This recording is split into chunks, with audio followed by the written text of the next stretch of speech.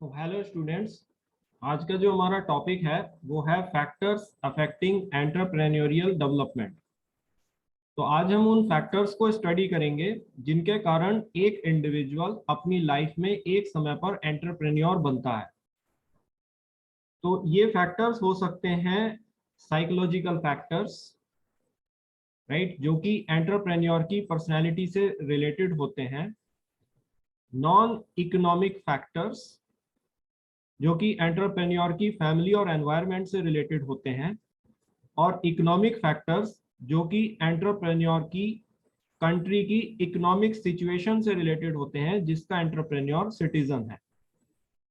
तो हम इन सारे फैक्टर्स को वन बाय वन स्टडी करेंगे। तो सबसे पहला आता है साइकोलॉजिकल फैक्टर्स।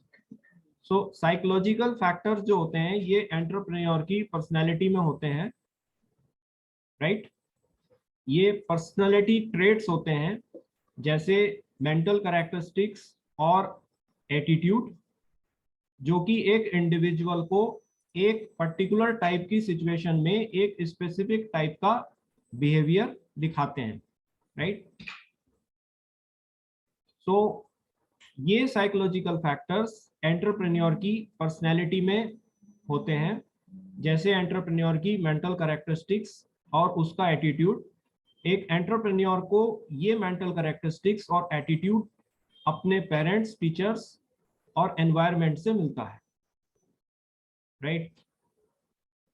जिस फैमिली में मदर या फादर या दोनों एंटरप्रेन्योर होते हैं उसमें पूरी संभावना होती है कि जो चाइल्ड है वो बड़े होकर के एंटरप्रेन्योर बन जाए, बिकॉज जो एंटरप्रेन्योर के लिए रिक्वायर्ड मेंटल कैरेक्टरिस्टिक और एटीट्यूड है वो उस चाइल्ड को उसके पेरेंट्स से मिल रहा है, राइट। सो साइकोलॉजिकल फैक्टर्स से ये बात प्रूव होती है that entrepreneurs are born, right. इसी तरह से जिन फैमिलीज में मंथली सैलरी और एनुअल इनकम का फ्लक्चुएशन होता है, उन फैमिलीज में जो चाइल्ड होता है उसके पास इनकम के रिस्क को बियर करने की ज्यादा एबिलिटी होती है देन ये चाइल्ड जो ऐसी फैमिली में ब्रॉट अप हो रहा है जहां पर कंसिस्टेंट इनकम आती है। सो इस तरह से हाई इनकम रिस्क एबिलिटी के कारण ये चाइल्ड जो है बड़ा होकर के कोई इंडिपेंडेंट वेंचर को लॉन्च कर पाता है क्योंकि उसके पास एक रिस्क टेकिंग एबिलिटी ज्यादा है।